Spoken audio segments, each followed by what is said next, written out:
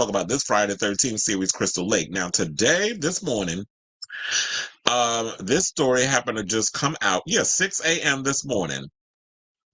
This story from The Wrap came out, which is exposing the drama going on with this Friday the 13th series that's supposed to have been out, I guess. They were supposed to have been filming it, but then Bryan Fuller, the showrunner, wound up being fired. And this is like A24's first major foray into IP. Now, y'all know if y'all watch A24 be keeping like a small budget on a lot of their films, which is why a lot of times A24, I feel like, is one of the studios that has really been producing really good content because they've been able to make good quality stuff, but on the cheap.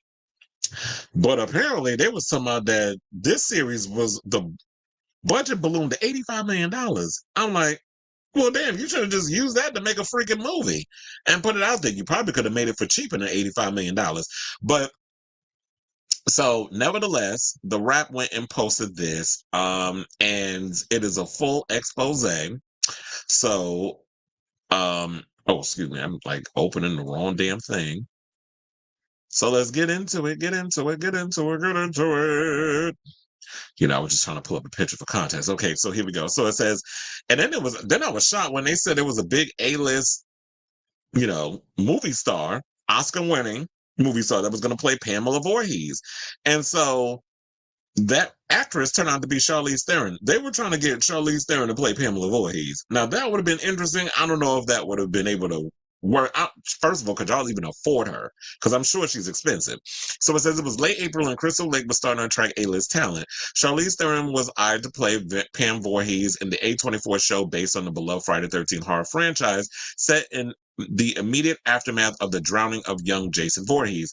A $300,000 deposit on sound stages in Canada had already been placed. Directors like Vincenzo Natali and Kimberly Pierce were earmarked to direct episodes. Kevin Williamson, who wrote Wes Craven's Scream, was set to write what was described as the show's Red Wedding, referring to the infamous Game of Thrones episode set entirely on a frozen Crystal Lake with the summer camp's cabins trapped under snow drifts. I had packed for being away for 7 months, said one member of the Crystal Lake team. Suddenly, the hammer dropped on an $85 million show that A24 was producing for Universal direct-to-consumer streaming platform Peacock, the first piece of IP A24 had tackled in the studio pivot to more commercial projects, as The Wrap first reported last year. And 2 days after a notes call with Peacock, where one of the streamer's executives said the pitch was exactly what we wanted to hear, A24 head of television Sam French and A24 partner Ravi Nandan abruptly fired showrunners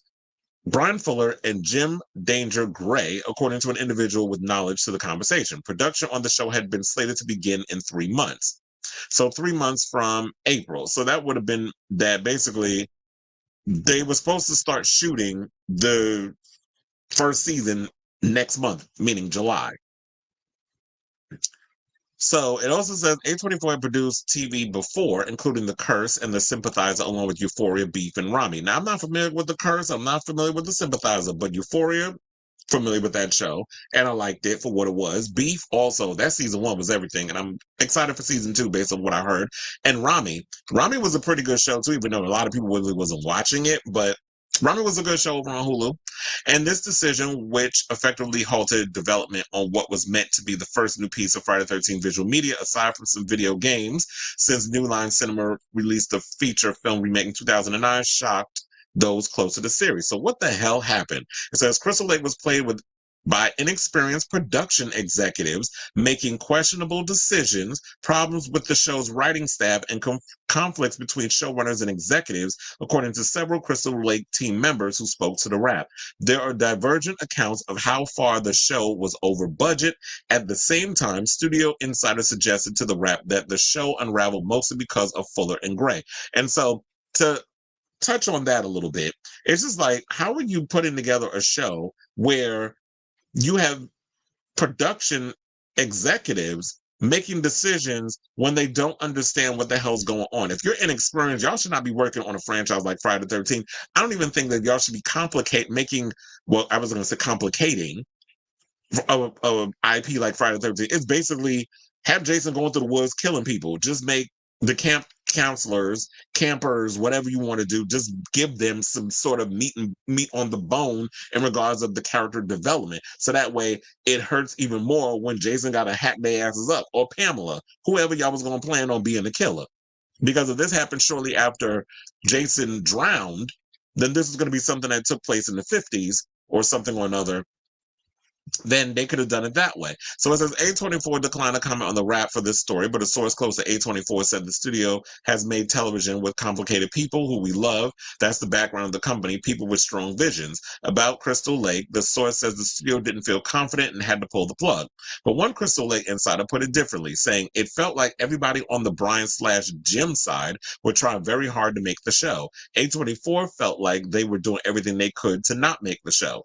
So if A24 is someone who they felt like, you know what, the closest we've gotten to making a movie with a crazily, when like the biggest budget we've ever did was that Civil War movie with old girl from the Spider-Man movies, then that's cool if you want to play in that wheelhouse. But if you're someone who's scared because of money or whatever the case is on an IP like Friday the 13th, I don't understand why y'all would sit and put up and say that y'all want to make this movie only to try to find ways of sabotaging it. Oh, not movie, this series without, I mean, but then you're trying to find a way to sabotage the very thing that y'all put money up for. Like if y'all deciding that this is the idea that we have, this is great, y'all have scripts, y'all have whatever done, then stick with it. But I understand if the scripts is going left and it's like, okay, this is not initially what we signed up for or what we agreed on, then yeah, then I'm like, okay, we need to pull a plug. But it just seemed like it was just everybody was all over the place. Too many cooks in the damn kitchen, and y'all didn't know what the hell y'all was doing. So it says how much Peacock knew about the showrunner's removal is also a source of contention. Several sources said that the streamer had known about their removal ahead of time, while others suggest that they were intimately involved with the decision. And still another claimed that order came from one of the top execs at Universal. One source close to the production maintains that NBC Universal and A24 are aligned on their decision to remove Fuller and Gray. So now we just getting so many different things, and I guess we just got to take it with a grain of damn salt. Now it says the original Friday 13th. Well, we don't. Do we need to really go into what Friday 13th is about? We don't need a whole origin situation. We all know what Friday 13th is. Once upon a time was a part of Paramount. They had like what 10 movies. Then we had Jason Went to Hell. Then they did Jason versus Freddy, which I love. That's like one of my favorite movies. I also forgot Everything Everywhere All at Once was another big tentpole film. Well, a big movie, a big hit for A24. Made a shit ton of money at the box office, won a ton of Oscars. So they said what was it? A24 had a 2.5 billion valuation. So now they're trying to get more into the commercial space. It says in the grand ambition of Crystal Lake, each season would be a deconstruction of the first 4 Paramount movies. The series would incorporate lore from several sequels, but remix that material in a way similar to Fuller's Hannibal, which interpolated the Thomas Harris novels for 3 seasons, saying that we had the mask, we had the sequels, we could do whatever we wanted. He had a good path forward, which I did really like, said the source close to the A24 side of Fuller's vision. Toberoff initiated I guess it's one of the producer's name because I was skipping through and I didn't go and look for what his first name is. So it says Toberoff initiated a long, elaborate dance with A24, which agreed to all of the terms he and Miller wanted. The studio was looking for a globally recognized property to move them into a more mainstream territory and aim to maintain the A24-ness of Crystal Lake by installing an auteur like Fuller behind the scenes. A24 offered Fuller the show in December 2021 before the studio had even secured the rights. And on Halloween 2022, Crystal Lake got a straight-to-series order. Now, by January 2023, a development room had been established with Fuller, Gray, and several writers working on deepening the world of Crystal Lake. What was initially a 6-week stint was extended to May 2nd. That's when the Writers Guild went on strike. By Thanksgiving, both the WGA and SAG-AFTRA strikes had been resolved, and by the beginning of 2024, Crystal Lake was back on track, except there was one problem. Despite being the first studio to sign the WGA's minimum basic agreement, A24 refused to convert the writers who had worked on the initial development phase into actual paid writers, according to several sources. So now they want to sit and pay the writers. They had all these people that had worked on the stuff. I guess they were excited with where all the writing and stuff went, but then when it came down to it, y'all didn't want to pay them what they were supposed to be paid. So it said the writers had gone on strike in part of its practice of merely keeping a development room instead of converting that room into a paid writer's room, and it was now verboten according to the WGA's new deal with the studios. A24 assured Fuller and Gray that they would be a paid writer's room, but later backtracked according to several Crystal Lake sources. The lack of paid writers created an unfortunate logjam. Fuller couldn't deliver polished scripts because the writers who wrote the initial versions needed to do another draft or were prohibited by guild guidelines because they weren't staffed writers. According to those with knowledge of the situation, the 4 writers are owed roughly $100,000 each for already completed work. When approached by the Wrap, the guild said it had of course they don't, on no comment on the matter. A source close to A24 denies any violations. Most of the time, when we make shows, we have most of the season written.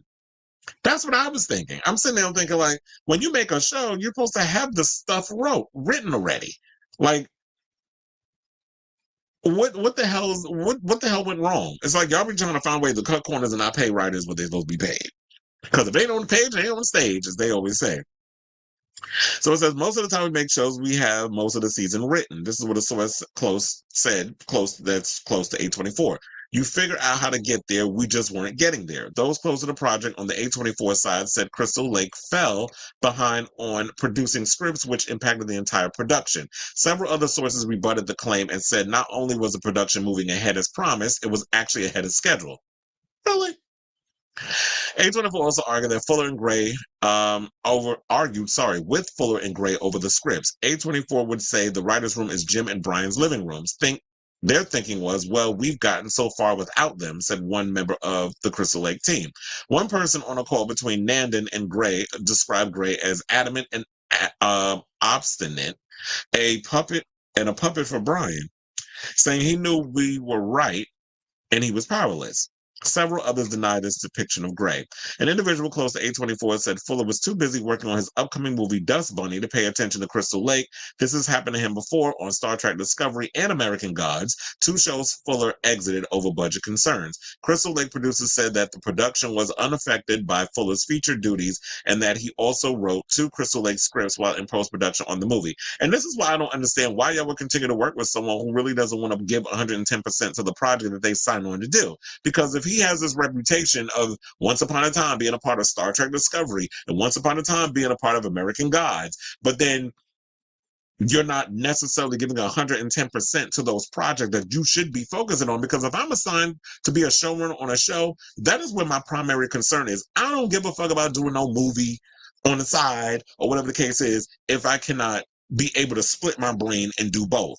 If I'm going to focus on something, I'm going to focus because it takes a lot of work to put a TV series together. It's not easy putting a TV series together. And it's not easy putting a movie together.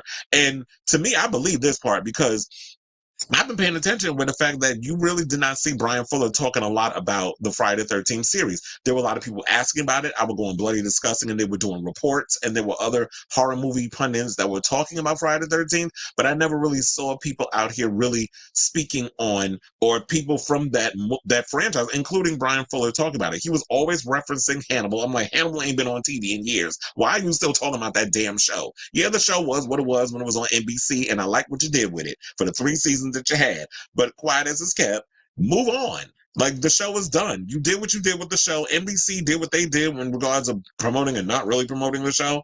The show really did push the envelope in regards of what it was on network television, in my opinion. Then they dumped it on a Saturday, its final season. But move on from that. Your primary focus should have been on Crystal Lake and not some damn Dust Bunny movie.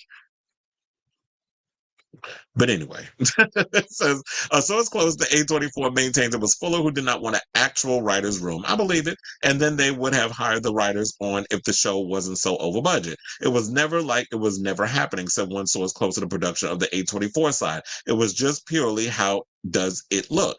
Are people coming for the whole production or part of the production? We still had a budget that was widely over. Crystal Lake producers maintained they consistently requested additional weeks for the writers' room and were told by A24 execs that Peacock had mandated they get no more than 6 weeks, when the WGA was mandating 12-week minimums. I do not think that you can get a script written in 6 weeks unless you want a piece of shit film done by yours truly, Tyler Perry, but who can write something out in 2 days and think that's Oscar caliber writing. But no, I do agree that people need at least 2 months to really develop a script, an airtight script. Now, if you're a genius in that way, where you can really type something out the park with no rewrites and that it could be perfect, then you're really good. But for the most part, I do feel like a month and 2 weeks is not enough. I would say 2 months gives people enough time to really sit down, develop characters, come up with structure, all the things that goes into writing a script. It says each episode of Crystal Lake, which was intended to have 8 per season, was budgeted at around 9.6 million, but according to sources, A24 wanted to cut that in half. One source told the Wrap it was all set at that camp. It was all very feasible. Because I'm sitting like, if it's all set up at a camp, camp shouldn't be expensive. Now, if they can make the first Friday the 13th on a teeny tiny budget back in 1980, why do y'all need a episode of a show to cost damn near $10 million? So that's like they said, an $80 million budget. You don't need that. You could have literally done, I would say, you could possibly do $1 million a budget. I mean, $1 million an episode, if you really think about it. But unless y'all want to do something like practical effects and that sort of thing, maybe that'll cost a little more, but you could really find a way. I mean, look, it's A24. A24 has never had issues with creating content on the cheap. So I don't know how it got to this budget. So it says in a meeting held prior to the showdown and attended by several sources close to the production, Inman Young, A24's production head, whose previous credits include projects like The Whale, which budget was $3 million, and Waves, whose budget was $6 million, claimed that the show wasn't just highly over budget, it was 100% over budget. Several members of the Crystal Lake production team refuted that assertion. A24 decided to make Young available. They said A24 declined to make Young available for comment. The Wrap viewed a budget compiled roughly a month before Crystal Lake was shut down and shows the series was roughly over budget by about $4 to $6 million, for the entire season. As the show progressed through prep and pre-production, several Crystal Lake insiders felt that the budget would be corralled to the satisfaction of both A24 and Crystal Lake's team. As one Crystal Lake team member said, depending on the strength of the American dollar, the budget could have been reduced by $2 million just by the conversion. See, I was trying to be nice and say $1 million, but in my mind, I was thinking at least a good $2 million. So, if they told about that it was going to be 8 episodes, and if they could round it out to about $2 million, that's about $16 million budget for the film. I mean, for the series, which would not be a bad thing because a horror movie of that caliber would cost about $16 to $20 million, where you could make it based off that, and you'll be good. Because if you put it out at the box office, it'll make its budget back probably over the weekend. That 3-day weekend period. So $16 million budget on a slasher film or a slasher series. I don't know why I keep calling it a film. Probably because Friday the 13th I've always seen it as a film franchise rather than a TV show. So that's why I keep thinking in my head film. So it says, according to several Crystal Lake team members, the A24 execs were unaware of exactly how a television show operated. This is why you hire showrunners and people who are used to making TV shows, which I guess they thought that they did when they hired Bryan Fuller. Unfortunately, Bryan Fuller's heart really wasn't in the whole Friday the 13th franchise. I'm sure he had a couple of ideas. He brought in some people that can help him incorporate whatever, but like they said, he was more interested in that damn movie and promoting, and then always talking about Hannibal than really developing this Crystal Lake franchise. So when the plan was introduced to shoot the show in multiple units, with the main unit, a second unit, and a splinter unit, Young asked if A24 would have to hire 2 of every department head. TV normally works with single department heads whose work filters into every unit, with one art director providing the art direction for the entire show. And if A24 is not used to TV or working in the TV space, why not just look at your favorite TV show? For instance, House of the Dragon, or that's just an example, or The Last of Us. Speak to those people. Bring someone who worked as a showrunner from those type of situations and ask them advice on, oh, we've never worked in the TV space. What is the protocol? What do y'all do in regards of like second units and splinter units and main units and all these different situations when it comes to shooting a show? Like, y'all have this is what irritates me about Hollywood. Y'all so goddamn cheap to really want to spend money on things if y'all are not familiar with how things work. If you don't know how something works, hire the best, do your research, hire the best of the best and incorporate them into your project. So that way these people who know what they're doing make you look good.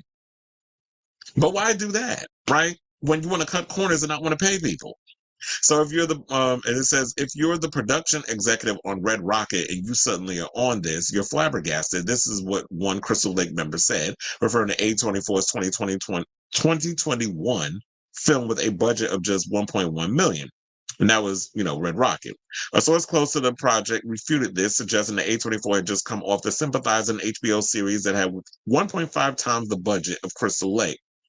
So they said further confusion ensued when A24 put a deposit down on stages in Canada to aim for a summer shoot on a budget. The Wrap viewed was proposed start date was July 22nd. It wasn't clear if the Crystal Lake team of A24 knew they had already rented the sound stages. Some executives at A24 didn't even know the other execs at A24 had leased the offices. So there's a lack of communication clearly going on at A24. How do you not know where your money is going? If y'all are putting up money to rent out sound stages in Canada, if you're putting up money for people to lease offices so that way y'all are on location for whatever reason of what's going on with your project, how are you not knowing what's happening with the money? Like, how are y'all not keeping track of that? Especially when y'all crunch every damn dollar when it comes to these smaller budget films. That's what I don't understand. It's like all of a sudden, y'all just throwing away money like y'all Warner Brothers or Sony when you're a small studio. So according to one Crystal Lake source, A24 was trying to make the show for dramatically less than the 85 million Peacock was giving them to make it. A source close to A24 vehemently denied that and maintained that the show was over budget in a way that crippled the production. A more likely scenario, according to one member of the Crystal Lake team, is that A24's perceived inexperience led to confusion, disarray, and questionable bookkeeping. Their grasp in the process of how a show is done, didn't really seem to be comprehensive. You don't say. Said one source close to the project. From a budgeting point of view, we got a budget that didn't really correspond to anything. Now, what is next? Because we need to wrap this up. But like I said, this was a long article. We need to break it down. I need to try to make sense of it. And I feel like at this point, it's like, yeah, this is not something you want to spend 2 minutes trying to break down, because this is a show that a lot of us horror fans, especially like if you're a fan of Friday the 13th and a fan of a lot of the slasher films, this is something that we got to take our time and break down this article piece by piece. So according to one source close to the project, A24 is still committed to making the show, although it is unclear if the studio will use the original Fuller scripts and outlines or start from scratch with new creative leadership. One suitor, according to several sources, is Nick Antosca, who worked with Fuller on Hannibal and wrote an unproduced Friday the 13th feature script back in 2015. Should Antosca get the job, he would jettison the work that already come before. Agents have labeled the Crystal Lake project as radioactive, according to another source with knowledge, even though it is one of the most important shows on Peacock, several other sources said. Now, it also says some in the Crystal Lake orbit placed the blame at the foot of NBC Universal, who feared that the submitted scripts were too dark. It's a horror movie. What do you expect? Camp in a Friday the 13th movie? I mean, don't get me wrong. There have been camping moments in Friday the 13th, particularly if you want to talk Friday the 13th Part 6, Jason Lives, which is like one of my favorites because it's got a little silly campiness and it's got comedy. It's like an action horror comedy. So I love, the balance of Friday the 13th Part 6 because it takes, from Frankenstein and making him like a zombie Jason. And some of the kills in that movie are just downright hilarious. Especially the trailer park scene. I mean, the trailer scene, they did park in the trailer park when they was hunching. Court's cute ass. But then, then they, the iconic scene. If you haven't, where have you been? Because the movie came out like 30 some odd years ago. Or maybe it might be 40. No, it's 30. It's almost 40 years old. But anyway, nevertheless, that is not the point. The point is, I don't understand how y'all sit up here talking about the script is too dark, especially when you're equating it with Friday the 13th. So it says, but most of those, the rap talk to believe A24 was at best ill-equipped to handle the project. Like Crystal Lake, with A24, they panicked because they didn't feel they could manage the situation. As said one Crystal Lake team member, it's the most honest explanation. Now, to a degree, a source close to A24 agrees with the assessment by saying we kept believing we could make it work. Some of that is our fault, but we believed in Bryan and his reassurance to us. We just didn't have another option. Well, if they said that they have something from Nick and Tosca, who wrote a Friday the 13th script back in 2015, which would be damn near 10 years ago, almost 10 it's because it's 9 now, then if he's got an interesting idea, I would say use some of the ideas from that. And if y'all have some good stuff from what Bryan Fuller developed with his writing team for the Crystal Lake stuff, why not incorporate that? So make it a hodgepodge. If y'all can find a way to make it work, make it work. But I would say, like, look, I don't know if they're gonna get back to actually, are they gonna actually film in July, or are we still postponing it while they continue to work on the script? And how much time do they give the writers to rework everything? Or are they reworking all the scripts? Like, what's going on with all that? So this was a very interesting article. There was a lot to break down. They broke a lot down. And yeah, so definitely I will keep you guys abreast of this story as it develops, because clearly it was a lot. This is probably like a 20-minute segment, but yeah, there was a lot to break down with this. I'm the same thing with Blade. It's funny how this flew in with each other, the Blade story and now the Friday the 13th. I'm excited for this Friday the 13th series. I really want to see this series win. I'm really excited to see what they're going to do with this. I'm really excited to see who they're going to bring in, if there's going to be Nick and whatever his ideas are, because it's been a long time coming. I definitely need Jason on my damn screen. We've come close with that show that came out. Damn, I forgot the name of it. The one that basically just came out with the Jason-esque character that's just walking through the woods, killing people and stuff. That's all in the movies. That's getting mixed reviews. I definitely want to see that film, In a Violent Nature. I definitely want to see that film. I haven't gotten around to seeing it yet because I know it's a limited release and it's hard to find a theater, especially in New York City, where I can go and see it. So I'm definitely rooting for this film to be, or this series to finally get put out on Peacock and see where they go with it. And to me, the whole dark thing with Jason just sounds ridiculous. Like, what do you expect? It's a damn guy in a hockey mask going around hacking people up, creating carnage candy. So it goes hand in hand. But anyway, I say all this to say, what do you guys think of this story? What did you think about all that whole breakdown with the Friday 13th series and all the stuff that's doing with that, and all the behind the scenes shenanigans that was going on with Bryan Fuller and not paying the writers, and so much drama with A24 and the budget getting damn near to be $100 million, which has never been heard of, that we can get a slasher film that's budget has ballooned to almost $100 million. Like, that's crazy in my opinion. Like, movies like of that caliber shouldn't even be that high. You could make a slasher film or a series for that nature for under $20 million. So I don't know what the hell they was doing over there. Clearly A24 was in over on their head, they were in over their head. I'm glad that hopefully according to the article, they've reined it in and they figure some things out, and they're going to actually make it work, and we'll finally get a quality Friday the 13th series. Because look, it's been a long time coming. I think, like I'm British, I think it's been 15 years since we've gotten a Friday the 13th movie or something of the Friday the 13th world on our screens, not counting the fan-made film with Tom Matthews that is currently on, was it Never Hike Alone, which is currently on YouTube, which was a good one, by the way. If y'all haven't seen that one, definitely check it out. But let me know what you guys think of this story down in the comments below.